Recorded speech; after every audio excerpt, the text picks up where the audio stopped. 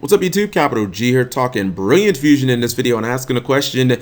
Do you guys believe that this card deserves to be limited or banned? YugiNoNo was the first person that I saw kind of bring this topic up as of recent, and I watched this video. He made some very good points, some very compelling points, and I kind of just want to extend on the conversation. So I guess when I add my 2 cents in, this becomes a video response. Now, full disclosure guys, and most of you already know this, I have fallen in love with like Gem Knights, dude. They're my favorite deck in the entire game right now to play, and I'm obviously going to be pro keeping Brilliant Fusion around for the sake of the gems, because if you've played Gem Knights before, you know that this is currently easily the most advantageous play that the deck has. Being able to, you know, send a couple of normals, or if you have a normal in the graveyard, being able to send a couple of Lazulis, get those normals back, and go into Lady Brilliant Diamond, then being able to have like fodder in your hand for more Gem Knight Fusion plays, whether that be with Absorb Fusion or Gem Knight Fusion, or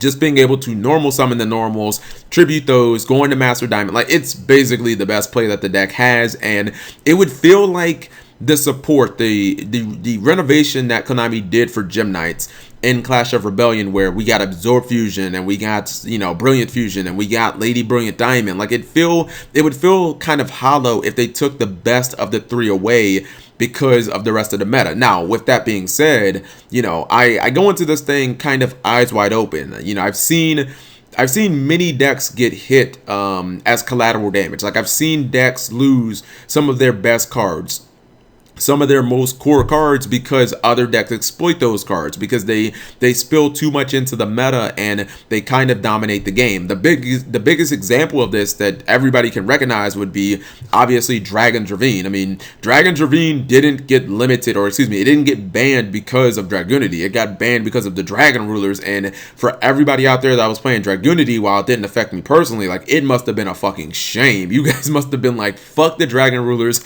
We were playing this way before way before they came out. We were playing this all the way back in the 5Ds days, and it sucks that our deck is fucking unplayable now because of these other guys. And I feel like this could be the same situation with Brilliant Fusion, where you could have this card go away, and I mean, I probably wouldn't play Gem Knights without Brilliant Fusion, because it's really just that good of a card.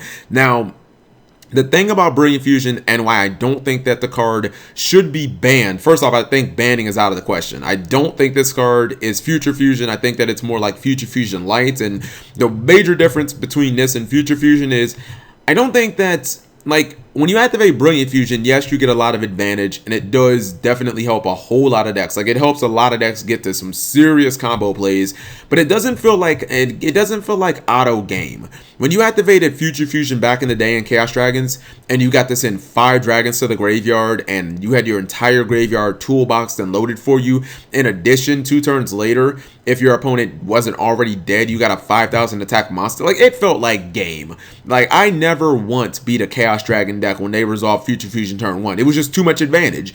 And while Brilliant Fusion can give you advantage close to that, it just doesn't feel like so much of a foregone conclusion when that happens. So I don't think that it's as strong as a card like Future Fusion. Now, with that being said, I definitely am not blind to the fact that Brilliant Fusion has been, I mean, it's had a very profound impact on the meta. And honestly, it may seem kind of weird me defending the card, because back, I think, in like late December to January, I thought that it was a foregone conclusion that Brilliant Fusion was going to get limited. I was just like, it's seeing play in Madoche and Pepe Magician, and it's seeing play in Necroz, and the card is just so good. But what I didn't realize at the time was, if you want to be real about it, 90% of the play that Brilliant Fusion was seeing was really directly tied to the Performance Engine. And when the Performance Engine got essentially neutered because 25% of the Performance cards got banned, yeah, you can look it up. Performances only have 8 cards in the TCG, and like 2 of them got banned. You know, like, Brilliant Fusion kind of stopped having a home in a lot of these meta decks. Like, people just weren't running it because the only advantage you were really making was from Trick Clown, and it's like, was it really worth it at that point? You know what I mean? I felt like I feel like 90% of the problem that Brilliant Fusion was causing, and some of the broken plays that you were being able to do with it, was really caused by the fact that you could toolbox the entire performance engine. You know, if you sent Damage Juggler to the graveyard, you had access to everything. If you needed a quick level 4 that you needed a special summon, get your Hat Tricker. If you needed a Pendulum Scale, get your Plush Fire. If you wanted to go for an Exceed right then and there, instead of sending Damage Juggler, send Trick Clown, etc., etc. But fast forward, we do have Monarchs. And I'm not gonna lie, Brilliant Fusion and Monarch seems extremely like OP. It seems very, very, very strong. Being able to get the Seraphonite, that's level 5. Prime is level 5, so obviously you have the Exceed plays there. For your light, you could probably send a copy of Edia. Edia hits the graveyard. Edia is going to trigger. That's why some people used to run Foolish Burial on Monarch. So if you had like a banished Pantheism or something that you banished from Prime, like a Domain, you could just add it back to your hand. At the same time, even if you didn't have the Exceed play there, you got the Seraphonite, which gave you multiple summons. So you could go for like more tribute summons that turn, and you got tribute fodder at the same time. In Monarchs, it's a fucking ridiculously strong play. Don't get me wrong. Here's the problem, though.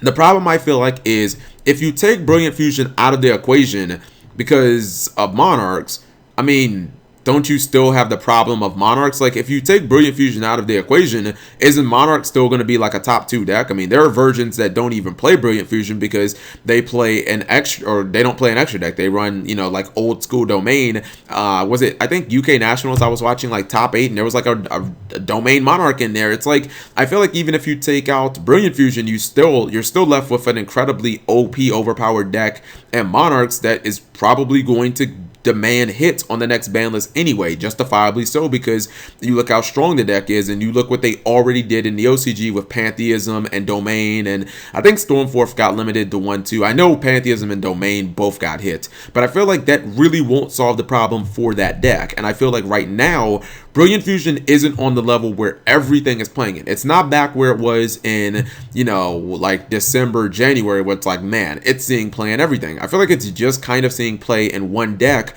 but that deck is already OP in its own, in its own right. Wow, I got timed out, which kind of sucks. So I feel like if you even, even if you hit Gem Knight Fusion, I feel like, or excuse me, if you hit Brilliant Fusion, I feel like that doesn't actually solve the problem. But I mean, maybe you guys completely disagree. Where do you guys stand on this?